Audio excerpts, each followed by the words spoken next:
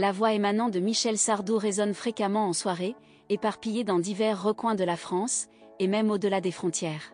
Cependant, il existe une personne qui serait prête à endurer les tourments les plus extrêmes plutôt que d'avoir à supporter les plus illustres succès de l'artiste durant son temps de loisir. Et cette personne se nomme Juliette Armanet.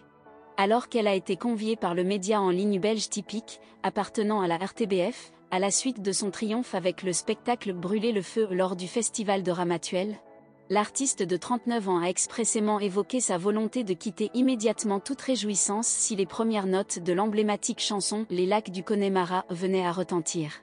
En toute sincérité, cette chanson suscite en moi un profond sentiment de répulsion, a-t-elle explicité le lundi 7 août 2023. Elle véhicule une sorte d'aura scout, un élément plutôt sectaire, et sa mélodie se révèle affreusement désagréable. Son orientation politique est clairement conservatrice, teintée de valeurs droitières qui ne me correspondent en rien.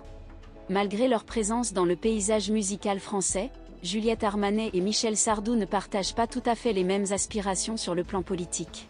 Le chanteur, de son côté, a toujours assumé son inclination envers les idées de droite. Je n'ai jamais embrassé les positions de droite radicale ou extrême.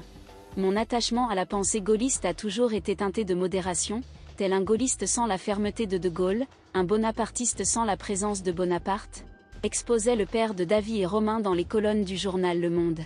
Cependant, à l'époque, cette orientation revêtait de l'importance du fait que la majorité des grands concerts étaient orchestrés par le Parti communiste, et la plupart des chanteurs affichaient leur adhésion aux valeurs de gauche.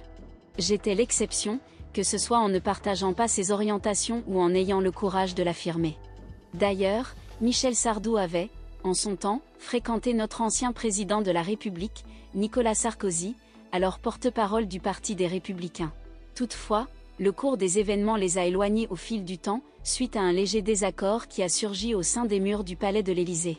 Cette relation s'est mal conclue, relatait le chanteur âgé de 76 ans.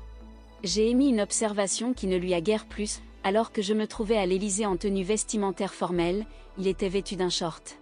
J'ai glissé que cela ne correspondait pas à l'allure attendue d'un président de la République, ce qui a provoqué sa colère. Un hypothétique rétablissement des liens, peut-être en écoutant en toile de fond Les lacs du Connemara.